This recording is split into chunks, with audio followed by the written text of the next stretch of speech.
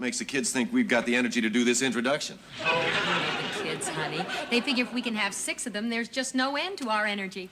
What happens when you take a hit show and spin it off into a complete disaster? We're about to show you the biggest TV failures ever. One was a follow-up to MASH that even the original stars could not possibly save from ruin. 1. Hello, Larry? You can tell me what this is all about? Yesterday, Ruthie mentioned that she was interested in music.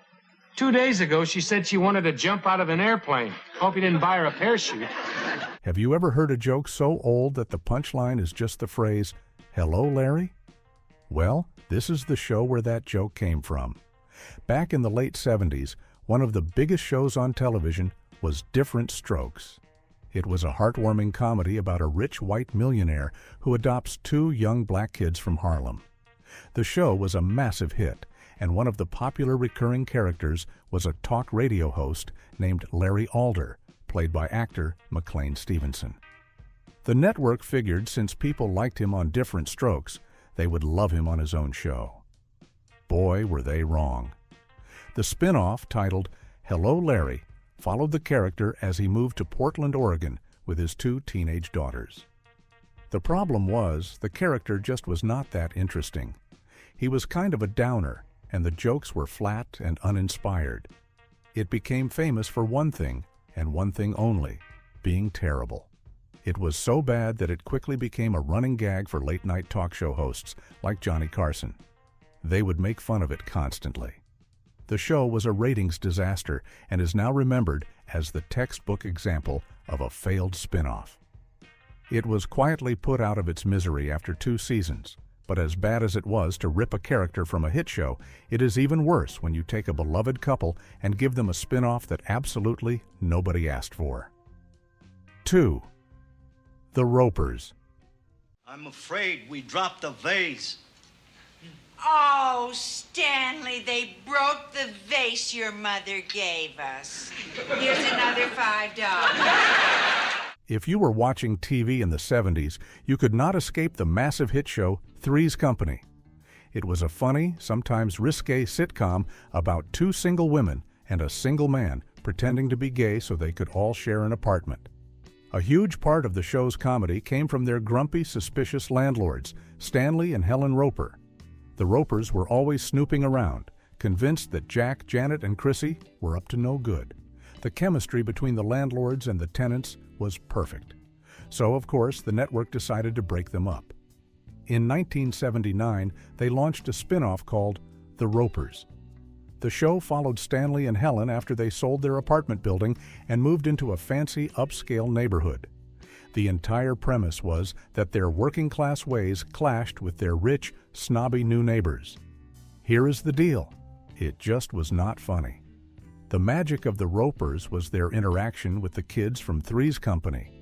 On their own, they just seemed like a miserable, bickering old couple. Audiences agreed. The show felt like a total cash grab, an attempt to squeeze more money out of a hit show. People who loved them as supporting characters did not follow them to their own series. Ratings were okay at first, but quickly dropped.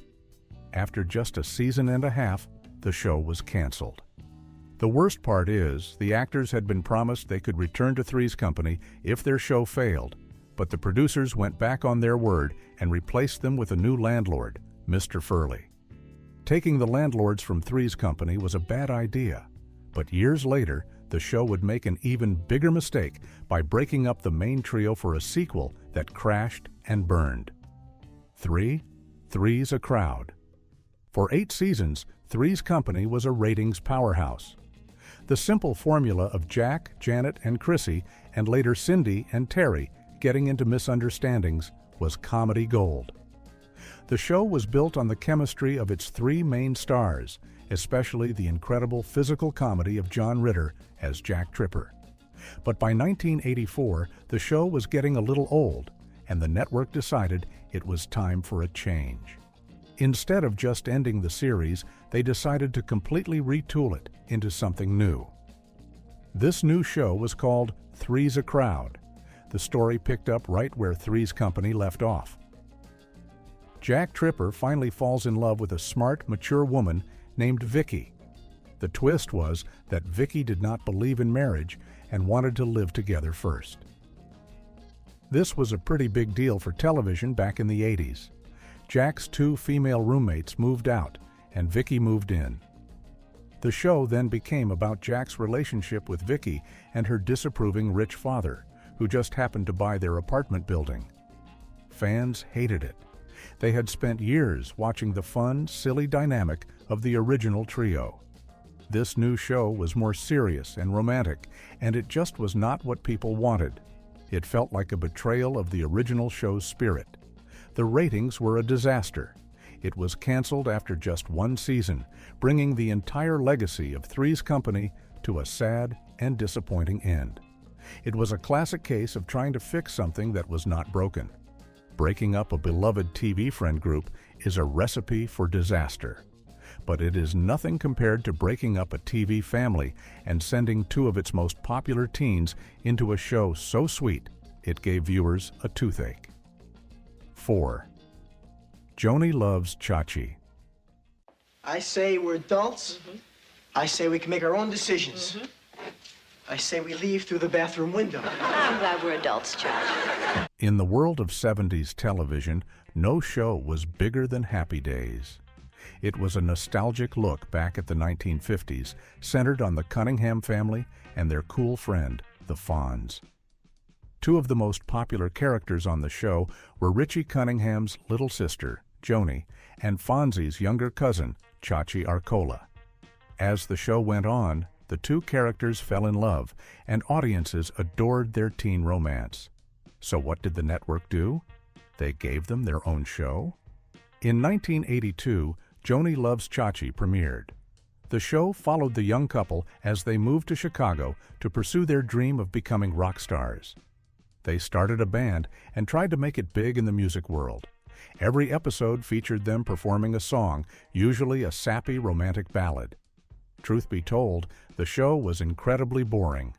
The plots were thin, the jokes were weak, and the constant musical numbers felt forced.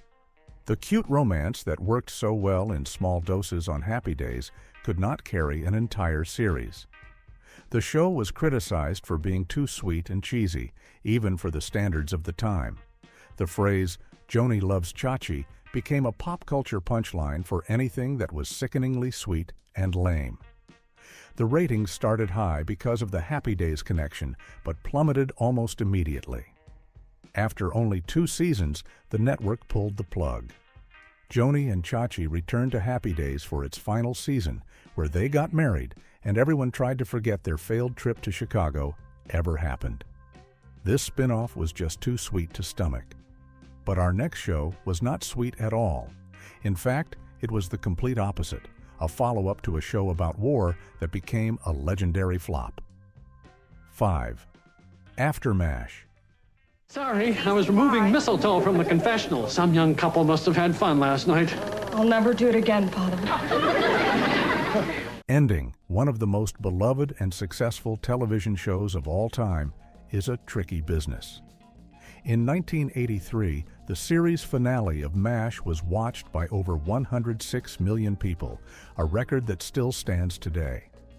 The show, which followed a team of Army doctors during the Korean War, was a perfect blend of comedy and drama.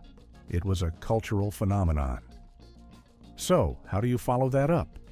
Well, the network decided the answer was a spin-off called After MASH. The show picked up right after the war ended and followed 3 of the original characters, Colonel Potter, Klinger, and Father Mulcahy, as they tried to adjust to civilian life back in the United States. The 3 of them end up working together at a veterans hospital. The idea was to continue the spirit of the original show, showing the lasting effects of war. The problem was, the spirit was gone. Without the high-stakes setting of the war, and without key characters like Hawkeye and BJ, the show felt hollow. It was like seeing a great rock band continue with only the drummer and the bass player. Critics were brutal. They called it a shameless cash grab that tarnished the legacy of the original. Audiences were initially curious, and the first season got decent ratings. But by the second season, people had lost interest. The show was canceled midway through its second year, becoming a famous lesson in why it is sometimes best to just leave a classic alone. It went from being a can't-miss spin-off to a can't-watch disaster. Trying to follow a legend like MASH was impossible. But some shows do not need a famous history to be hated.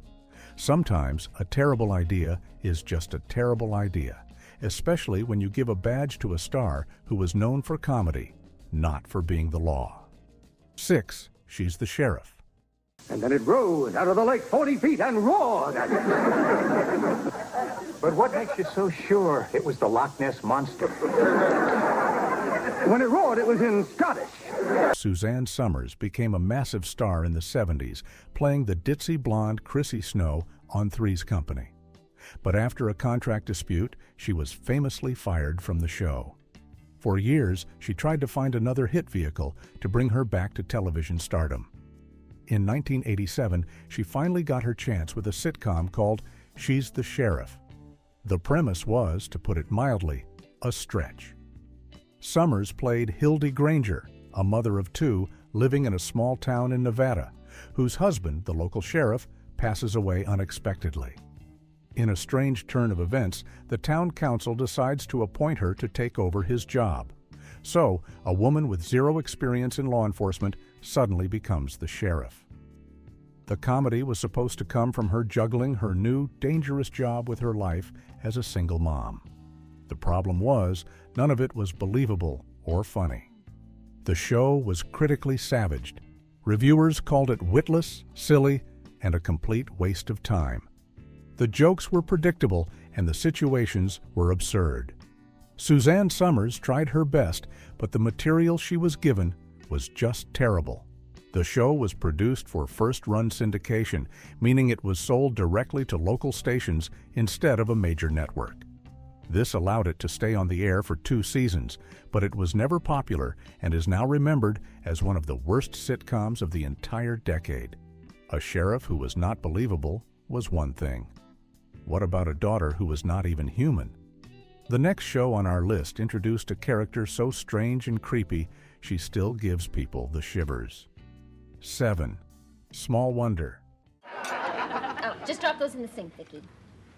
Okay, is that everything?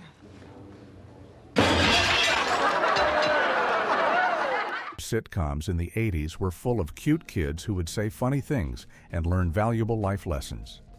But one show took the cute kid idea to a whole new and very weird place. That show was Small Wonder. It was about a brilliant but socially awkward robotics engineer named Ted Lawson. He creates a top-secret project for his company, a lifelike robot in the form of a 10-year-old girl.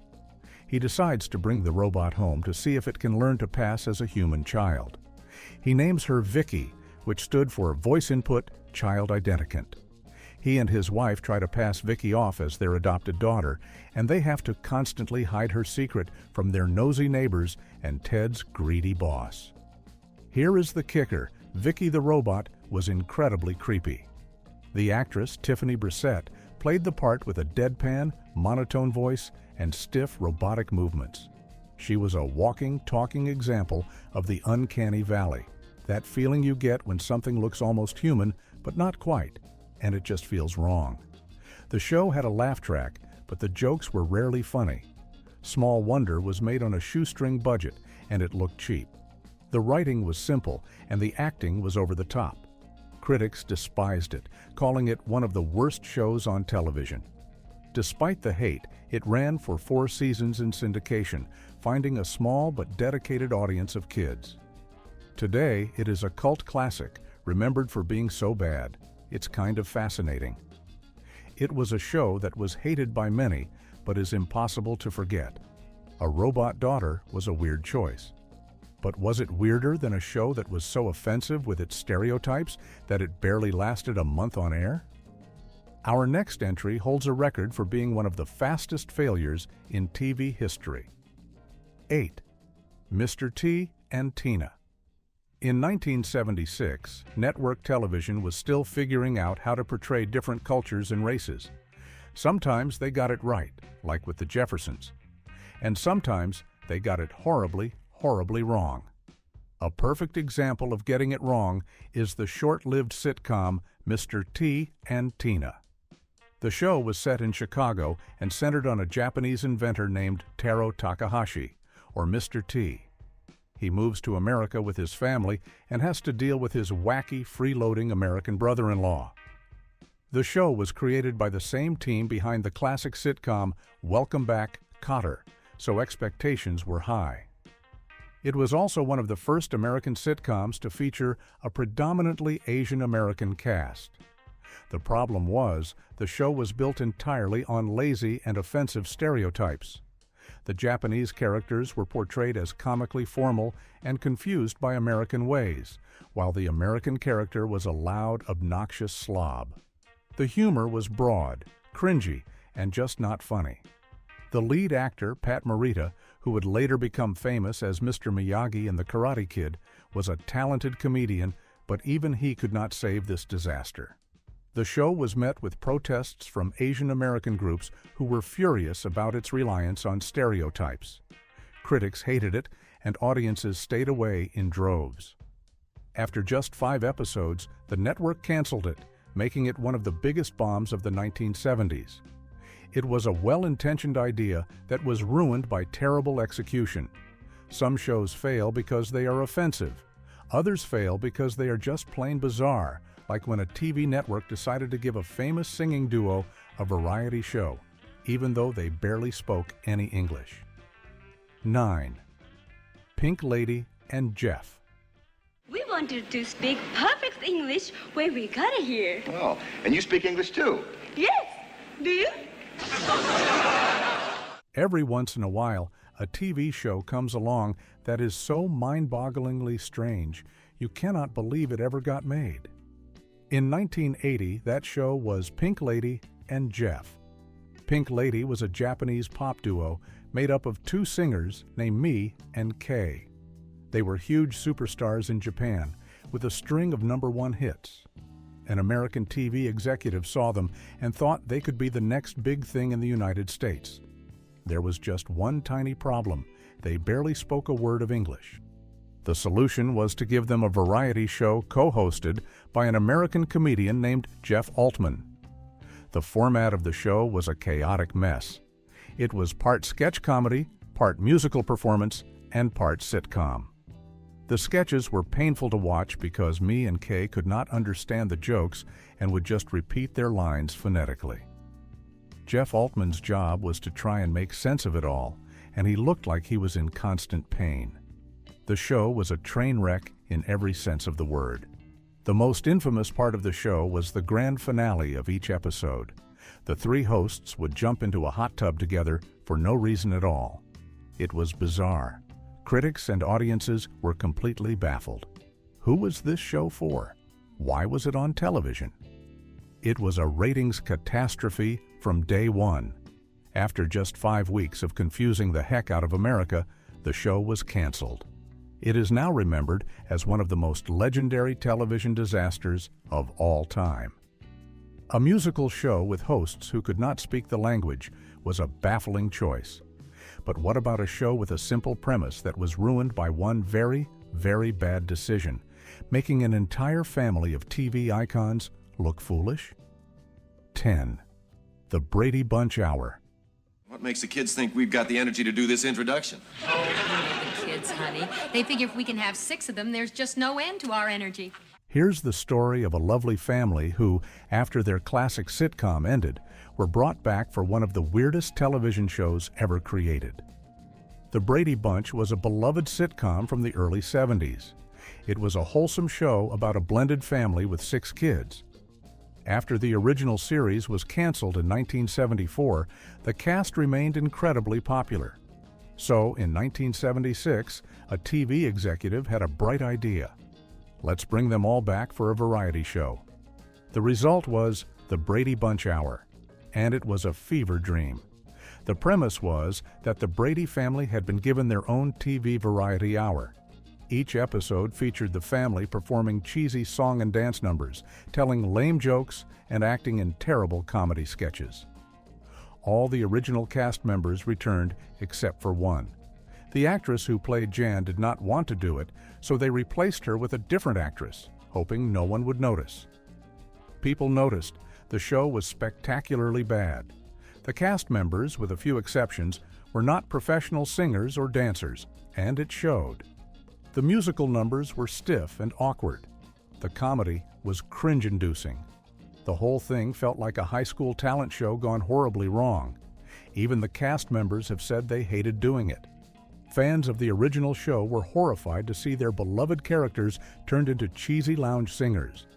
The show was a ratings flop and was canceled after only 9 episodes, forever leaving a strange and embarrassing stain on the Brady legacy. Turning a beloved sitcom into a bizarre variety show was a huge mistake. But it is not the only way to ruin a good thing.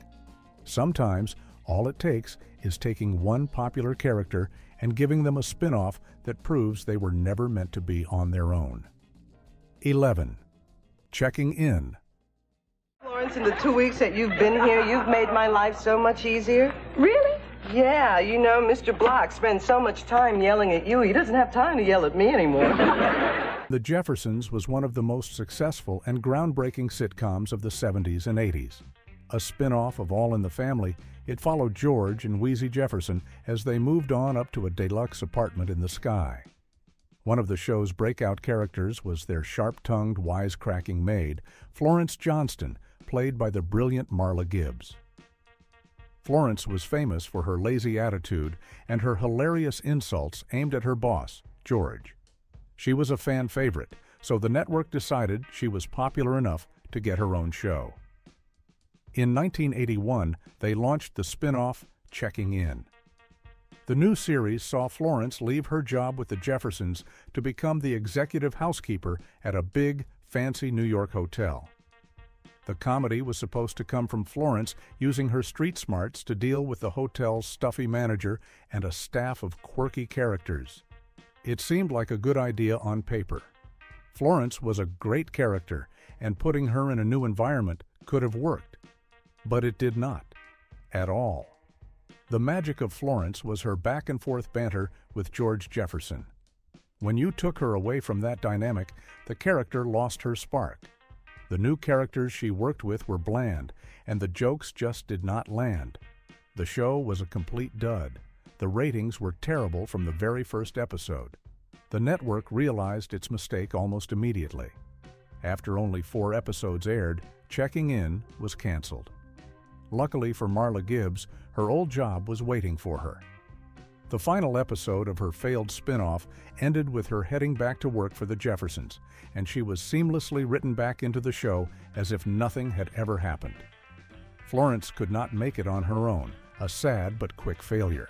The next show also featured a star who could not carry a series, but this time it was a comedy legend whose final show became a truly sad mark on an amazing career. 12. Life with Lucy. Your mother's all alone. We have plenty of room. She can babysit. She can help us financially. It's perfect. I hate it already. For decades, Lucille Ball was the undisputed queen of television comedy. From I Love Lucy in the 50s to The Lucy Show, and Here's Lucy in the 60s and 70s, everything she touched turned to gold. She was a genius, a pioneer, and an icon. After her last show ended in 1974, she went into a well-deserved retirement from weekly television. But in 1986, at the age of 75, she decided to make a big comeback with a brand new sitcom called Life with Lucy. In the new show, Lucy played a widowed grandmother named Lucy Barker who inherits half of her late husband's hardware store. The other half is owned by her stuffy son-in-law, played by her longtime co-star, Gail Gordon. The setup was familiar. Lucy gets into crazy schemes and drives her grumpy business partner crazy. It was the same formula she had used for 30 years. But this time, something was terribly wrong. The magic was gone. The show was just not funny. The physical comedy that had been her trademark now seemed slow and painful to watch. It was sad to see the once great comedian performing weak, tired slapstick routines. Critics were heartbroken, They revered Lucille Ball and did not want to see her legacy tarnished by such a terrible show. They begged her to stop. The ratings were abysmal. After just 8 episodes aired, the network canceled the show. It was a painful and embarrassing end to the career of television's greatest comedienne. It was heartbreaking to see a legend like Lucy fail. But some shows were doomed from the very start, not because of a star's age, but because of a premise so stupid it involved a man and his pet chimpanzee. 13. Me and the Chimp. Pal, you feel all right? Yep. You want to talk about anything? Nope. It's like talking to Gary Cooper. Let's travel back to 1972. A television producer named Gary Marshall, who would later go on to create massive hits like Happy Days and Laverne and Shirley, was just starting out.